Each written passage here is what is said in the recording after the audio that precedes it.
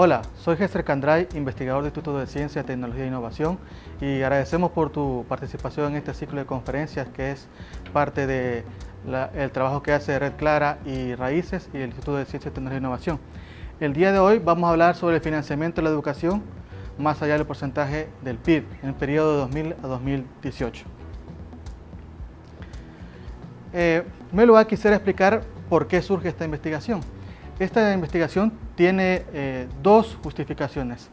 La primera es que en muchos contextos, ya sea sociales o políticos, en centros de pensamiento, se habla mucho sobre la inversión en educación y muchos utilizan ese porcentaje, el porcentaje del PIB en educación.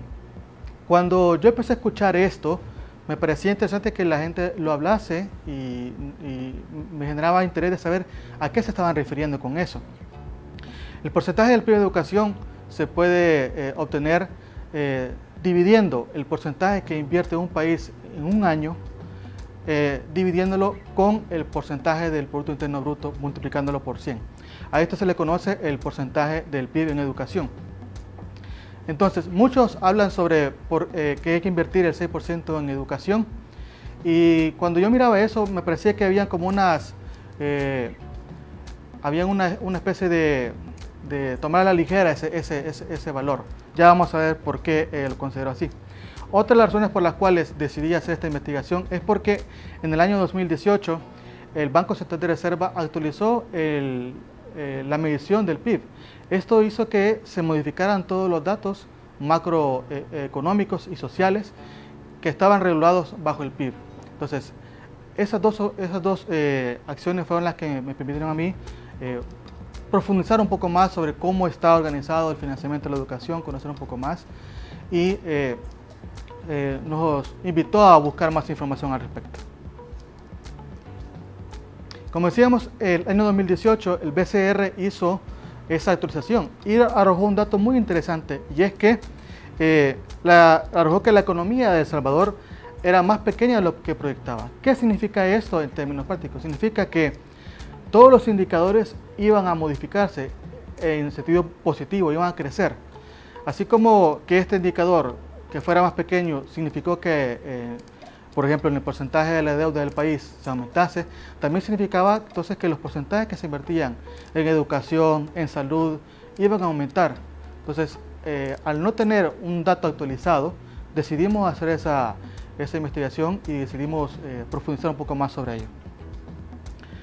¿Qué es lo que hicimos para esta investigación? Entonces, en primer lugar, fuimos a practicar y obtener información con el BCR para obtener el nuevo Producto Interno Bruto en ese periodo, del año 2000 a 2018. Hay que decir que el BCR actualizó todos esos datos a partir de esos años, y eso generó también otras modificaciones.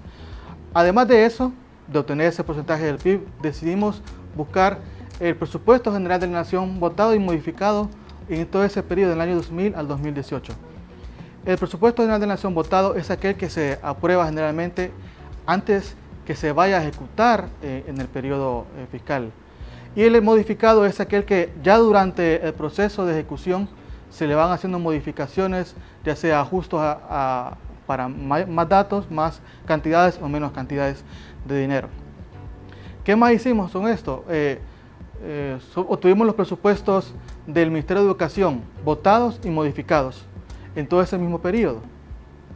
Además, también quisimos, aparte de evaluar otros demás datos, buscar con el presupuesto de la Universidad de El Salvador qué tanto andaba la inversión en educación en esa área.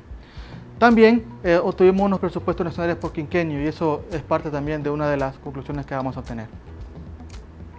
En primer lugar, vamos a explicar este cuadro.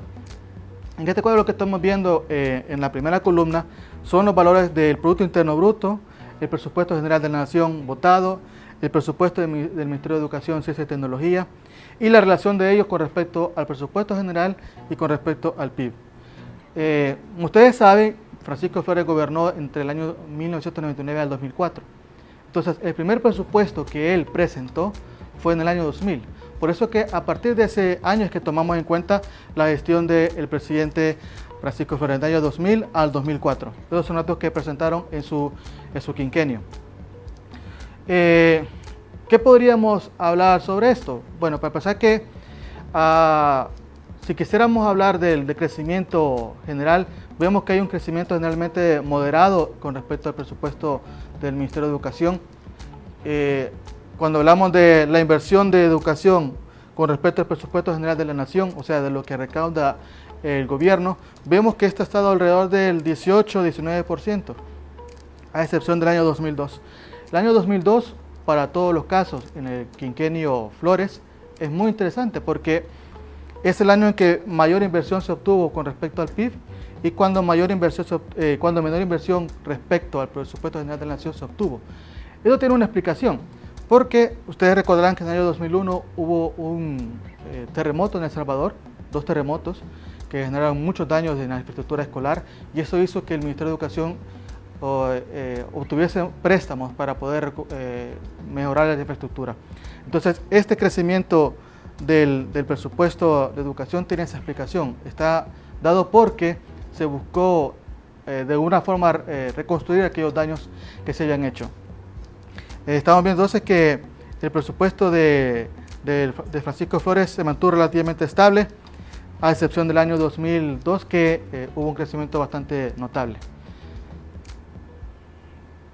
Ya en el caso del presidente Elías Antonio Saca, como sabemos, el primer presupuesto que él presentó fue en el año 2005, tiene unas cosas muy interesantes. En primer lugar es que, pues, si ustedes pueden ver, el Producto Interno Bruto creció bastantemente en este periodo. Esto quiere decir que, recordemos, a medida que el PIB es mayor, los indicadores van a ser también menores si no se le aumentan esa cantidad a las inversiones que están haciendo. En el caso de Tony Saca podemos ver que el primer presupuesto que presentó fue de 483 y lo dejó en 702. Hay un crecimiento bastante considerable en este periodo en términos brutos. Sin embargo, si lo observamos en términos del porcentaje del PIB, los datos de Tony Saca son los más volátiles, por así decirlo, ¿no? Empiezan por ejemplo, en el año 2007 tenemos un presupuesto de 3.1, bastante bajo, el más bajo de todos los periodos que hemos visto. Pero en contraste vemos en el año 2009, que presenta un presupuesto cercano al 4% con respecto al PIB. Nuevamente, aquí, para poder entender estos datos, es necesario hacer un análisis de contexto de lo que pasó. Sabemos que en el año 2009 hubo una crisis, en el año 2008, 2009, 2010, una crisis económica a nivel mundial. Eso hizo entonces que el Producto Interno Bruto de nuestro país cayese, o sea, la economía salvadoreña se detuvo, dejó de crecer. Entonces, si el PIB baja, los indicadores iban a subir con respecto al PIB. Por eso es que en el año 2000 vemos que casi estuvimos cerca de obtener un 4% de inversión en educación respecto al PIB. Ya en el caso del presupuesto de educación, en lo referente al presupuesto general de la nación, vemos que también ha ido de manera volátil, manteniéndose en alrededor de un 14% a un 17%. Ha ido dependiendo del crecimiento que ha tenido. Hay que recordar también que Tony Saca aumentó considerablemente el presupuesto general de la nación. Ustedes pueden ver que pasó de 3.132 millones arriba casi ya a los 5.000 millones de dólares. El primer presupuesto que presenta Mauricio Funes es en el año 2010. ¿Y qué datos nos arrojan toda esta información al obtenerla? Lo que estamos viendo es, en primer lugar, que se puede percibir todavía las influencias de la recesión económica en El Salvador, dado que el presupuesto de la nación se redujo con respecto al año 2009. Sin embargo, podemos ver que aquí comienza a tener una tendencia un poco arriba del 3.5%. De hecho, solamente en el año 2011 el presupuesto de educación bajó de ese 3.5%. En términos del presupuesto general de la nación, vemos que también hay una cierta volatilidad en esos datos Y eso también hay que considerarlo, que cuando se aparecen estos datos, por ejemplo en el año 2014, El Salvador hizo un importante pago de deuda. En ese año lo que hizo fue que mucho de ese dinero se fuese precisamente para pagar esos préstamos. Podemos ver que en los últimos años de la gestión de Mauricio Funes estuvieron cerca, lo más cerca posible del 4%, pero nunca llegó a sobrepasarlo. Ya en el caso del presidente Salvador Serén, la última gestión que tuvimos, presenta datos también bastante interesantes. Primero porque los primeros 2 años se muestran una decidida intención del presidente Serén de buscar aumentar el presupuesto de educación. Es por primera vez que pasa los 900 millones de dólares. Sin embargo, del 2017 hasta el cierre de su quinquenio podemos ver que con respecto al porcentaje del PIB, el presupuesto de educación fue descendiendo. Esto también tiene que ver con la crisis que tuvimos del pago de las pensiones, que se dieron también en el año 2017, y también tiene que ver con ese crecimiento del pago de deuda que ha tenido que hacer el gobierno. Entonces, podemos ver que a pesar que el presupuesto general de la nación aumentó considerablemente en este periodo, el presupuesto del Ministerio de Educación no tuvo ese mismo crecimiento de manera sostenida, sino que fue de unos prometedores 19% en la gestión, en el inicio de su gestión, hasta abajo del 15% del presupuesto de la nación. Y lo mismo en el caso del Producto Interno Bruto. Comenzó con datos muy importantes, pero cayó considerablemente. Eso sí, el presidente Serén siempre tuvo un presupuesto arriba del 3.5%. Ahora bien, después de todos esos datos, quisimos hacer un ejercicio de conocer un poco más evaluación quinquenal de cada gestión. En estos datos podemos ver lo siguiente, que si evaluamos el presupuesto general de la nación, el presupuesto general del Ministerio de Educación con respecto al presupuesto general de la nación, vemos que de cada $100 que tuvo Francisco Flores, 17.18 fueron invertidos en educación. Y con respecto al PIB, esto fue de 3.51%. Si comparamos el primer presupuesto de Francisco Flores con el último de él, vemos que en su periodo el crecimiento bruto del Ministerio de Educación fue de 100 millones de dólares. Ahora, en el caso de Tony Saca, vemos aquí un dato que también nos llama mucho la atención, y es que con respecto al presupuesto general de la nación, el presupuesto de educación parece mucho más bajo con respecto a Francisco Flores, ya sea en el presupuesto general de la nación como con respecto al porcentaje del PIB. Esto puede explicarse porque, recordemos, 2 años que tuvo Tony Saca con presupuestos muy bajos en educación, y solamente el último año, el 2009, es que tuvo un crecimiento alto, y eso ya lo explicamos, tiene que ver con la crisis económica que se dio. Sin embargo, pese a que estos datos parecen o son menores a la gestión de Francisco Flores, podemos ver que el crecimiento en bruto, el quinquenio de Tony Saca fue el que más aumentó el presupuesto de la educación, alrededor de 228 millones de dólares desde que tomó la presidencia hasta que la dejó. En el caso de Mauricio Funes, vemos que, y Salvador Serén, vemos que los datos son relativamente mayores a los de los presidentes anteriores. Respecto al PIB, es casi 0.2% arriba, 2.25 arriba. Igual la gestión de Salvador Serén parece un poco más alto con respecto a ellos. Sin embargo, el crecimiento en bruto no fue tan alto como se esperaba. Esto también tiene que ver porque la gestión de Salvador Serén, pese a que no hizo grandes aumentos, al inicio de su gestión hizo un aumento considerable que hizo que mantenerlo en esa misma línea no iban a variar mucho los porcentajes. Ahora bien, este cuadro nos refleja un dato también interesante, y es que no basta solamente con aprobar el presupuesto al inicio del año fiscal, sino también ver qué es lo que va sucediendo alrededor del año. Y es que ahí podemos ver una diferencia considerable entre el porcentaje del PIB de educación en el año de Francisco Flores, de lo que se votó al inicio a lo que se terminó ejecutando en realidad. Vemos que en el periodo de Francisco Flores es cuando menos se le da cumplimiento a esto. Esto quiere decir que en este periodo se hacían recortes al presupuesto de educación y se transferían a otras áreas. En el caso de Tony Saca, vemos que él fue el que, una vez aprobado el presupuesto, hacía reformas presupuestarias para aumentar el presupuesto de la educación. Mismo caso podríamos decir en el caso de Mauricio Funes y Salvador Sánchez Serén, pero en ellos es bastante relativo, ¿no? Casi despreciable los cambios que hizo con respecto al PIB. Ahora, en perspectiva, si podemos ver los presupuestos que se han invertido en educación en este periodo, con el primero, hay que decir que es el primero que presenta el presidente Nayib Bukele, vemos que este está relativamente bajo en comparación a los otros anteriores.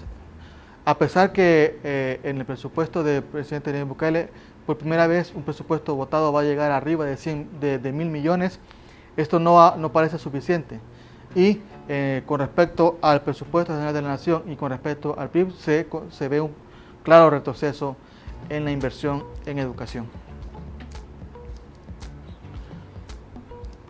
Otros datos que encontramos también a la hora de revisar todo el presupuesto del Ministerio de Educación es que el presupuesto de la educación, el presupuesto de la Universidad de Salvador con respecto al PIB fue siempre muy bajo, nunca pasó del 0.4%.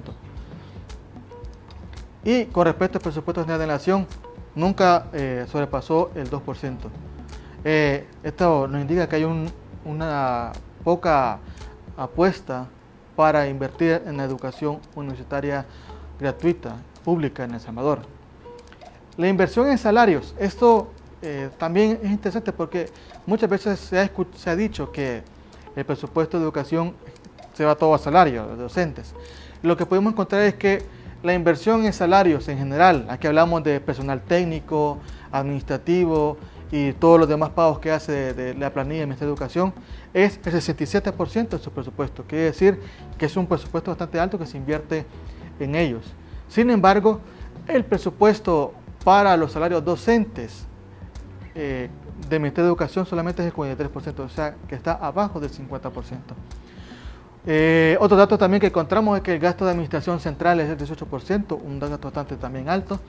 Y la mayoría del dinero que se invierte en El Salvador con respecto a educación es para educación no universitaria, que se gasta alrededor de un 67%. También encontramos otros datos sobre los gastos que no son educativos, que alrededor de un 5%. También nos pareció curioso porque en el caso de Francisco Flores, en su periodo de presupuesto de educación se pagaba para la FEDEFUT, un gasto que también consideramos que no es un gasto educativo. Y en el caso de Tony Saca, él incluyó el gasto del Canal 10 de El Salvador y la televisión pública fue involucrada en el presupuesto del Ministerio de Educación. En el caso de los gobiernos de Salvador Sánchez Serén y Mauricio Funes, esos datos corresponden al pago, a la incorporación del gasto de la extinta Secretaría de Familia que tenía Tony Saca y que incluyeron ahí también algunas partidas del CONA y del ISNA. Ahora, esto también tiene una observación a nivel internacional. ¿Por qué le digo esto? Porque se hablaba también mucho en ese contexto de lo que está haciendo Costa Rica para invertir en educación.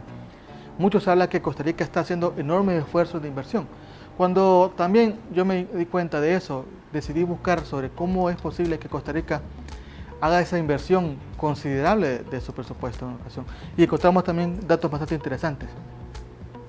Podemos ver entonces aquí en el presupuesto, estos son millones de colones costarricenses. Vemos que el presupuesto del año 2005, 2010 y 2015 presenta crecimientos considerables con respecto al año 2005. Vemos que aquí pasó de una cifra bastante pequeña aquí a casi triplicar el presupuesto en 5 años. Y del 2010 al 2015 casi se ha duplicado el presupuesto de educación. Es una apuesta bastante grande. Pero también pudimos revisar los gastos que hay o la deuda que está adquiriendo Costa Rica para poder hacer esto. Y vemos también que el crecimiento de la deuda en este periodo también ha sido bastante considerable para poder hacer cargo de esto. Si lo vemos en términos del porcentaje del PIB, podemos notar lo siguiente, y es que el presupuesto del Ministerio de Educación Pública de Costa Rica con respecto al PIB en el año 2005 era de 4.94%. Sin embargo, para el año 2010 esto aumentó considerablemente, casi un 2.5% a un 6.46%. Y para el año 2015 el gasto superaba el 7.5% con respecto al PIB. Pero también podemos ver que el porcentaje de deuda que financió al Ministerio de Educación Pública en Costa Rica pasó de 1.93% en 2005 a un 70% en el año 2015. ¿Esto qué quiere decir? Que Costa Rica tomó deuda y esa deuda la ocupó para invertirla en educación. Esto fue lo que hizo posible que tuviera unos aumentos considerables en respecto a educación. También hay que decir que el porcentaje con respecto al presupuesto general de la nación también es mucho más alto que lo que hemos encontrado aquí en El Salvador. Para decir que en el año 2015 eso era alrededor del 27%. Quiere decir que de cada 100 colones que recolecta el gobierno costarricense, 27 van destinados a educación. Muchos de ustedes podrán preguntarse, ante los datos que encontramos, ¿será necesario aumentar el presupuesto de educación en El Salvador? Pues aquí traemos unos datos obtenidos ya sea de las bases oficiales del Ministerio de Educación y también del observatorio que tiene también esa misma cartera. Vemos aquí entonces que solamente el 36% de los centros escolares de El Salvador tienen acceso a Internet. Las tasas de matrícula en parvularia es alrededor del 57%. Vemos que también es un dato muy pequeño. La tasa neta de matrícula de educación en educación básica es del 82%. Si lo vemos con más detalle en tercer ciclo, séptimo, octavo y noveno, eso baja considerablemente alrededor de un 57%. Y la tasa de matrícula en educación media es del 37%. ¿Qué quiere decir esto? Que de cada 100 niños que tendrían que estar en bachillerato, solamente 40 están estudiando el bachillerato. Es un dato también muy importante. Vemos también el nivel de deserción escolar, que es bastante alto, alrededor de un 5%. Los estudiantes también con sobriedad, que al no tener la oportunidad de ingresar a la escuela también tienen que buscar otros mecanismos para poder seguir estudiando. Los centros escolares rurales son alrededor de un 75% en el país, y sabemos que si un centro escolar está en una área rural implicará mayores dificultades para tener servicios para su funcionamiento. Y vemos también que la experiencia docente, tenemos ahí que hay cerca de un 45% de docentes que tienen 15 años o más arriba de educación. Esto quiere decir que hay muchos docentes que quizás a su edad de jubilación no deciden a jubilarse, y esto está retrasando un poco el cambio generacional en el área de educación. Entonces, ¿qué haríamos si llegáramos al 6%? Como decíamos, hace unos años un ministro prometió llegar al 6%. ¿Qué implicaría obtener eso? Solamente por un detalle, porque aquí también recordemos que la inversión tiene que ir unida a una política de educación. No se puede invertir así nomás. Sin embargo, haciendo un pequeño ejercicio de lo que podríamos hacer con esos 623 millones de dólares que si pudiésemos obligar que se invirtiese en educación el próximo año, nos serviría para esto. Por ejemplo, para que en el presupuesto de educación de la Universidad de El Salvador se aumentase al doble. O sea, tendría 102 millones más la Universidad de El Salvador.